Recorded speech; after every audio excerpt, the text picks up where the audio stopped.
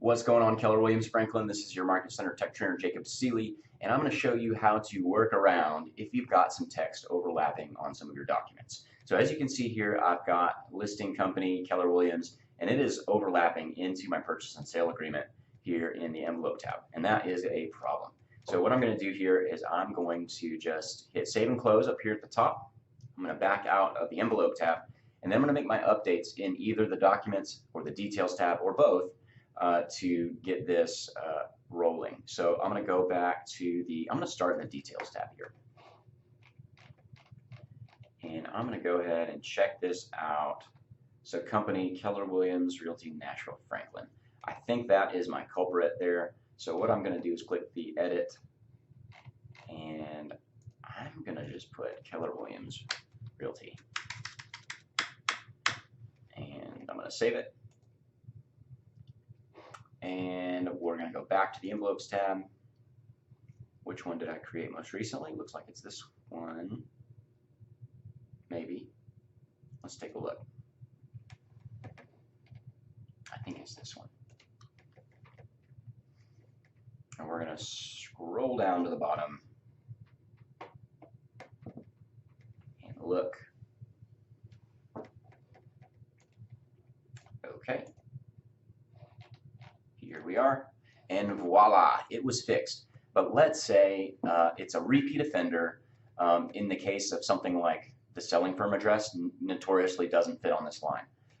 And so what I've done is I've created a workaround, and they're called custom fields. So right here you've got standard fields, and these are, things that you're maybe just doing every once in a while. Let's say it's an exhibits and addenda thing, and you needed to drop a text box in. So you would drop the text box in here. It's not very often that I fill out the exhibits and addenda, so I would do read only. Make sure you deselect required field and make it read only, because anything that is in the color of this person is assigned to that person to fill out or sign. So we want to eliminate that and make it read only, and I can type in my exhibits and addenda and be done with it. You can also type it directly here. So there we got that.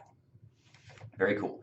Something like special stipulations, if you have special stips you use all the time, or with a repeat offender like selling firm address, what I would do is I would create a custom field. And what you can do, and actually I didn't show you this, if I select this, I can click save as a custom field, and then I can name it what I want it to, and it will stay the same. It will keep the font the same size.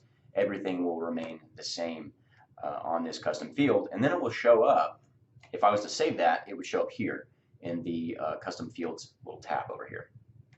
So I'm going to show you what this is about. Now we do have when this first rolled out, we had some market centers that didn't really understand what was going on, and they accidentally shared with every market center, or maybe just in our region, like this guy Kareem and Keith and Leslie and this other Leslie and Michael and whatever. They shared all this stuff with the entire, probably minimum region, if not all Keller Williams, who's using DocuSign.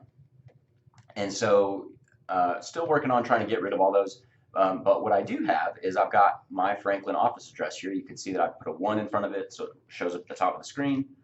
And I'm going to select and put it here. Now the size of the box, font size, everything about this stays the same for me. And so I can do that, and then I can copy it and paste it again and move it over here and make some edits if I need to for this one. And again, the whole point of this is for repeat offenders, things that are having issues when you type it in the Docs tab, that you can just come in here, have something preloaded that you can just drop in.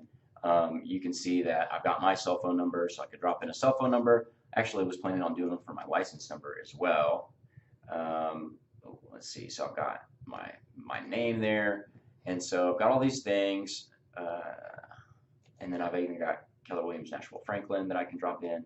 So super helpful stuff, and I hope this little workaround is helpful. DocuSign continues to make improvements, so we're hoping that a lot of these things can get resolved, in the near future. But if not, this is how you can get it done right now. So I hope you enjoyed this video, hope it was helpful, and have a great day.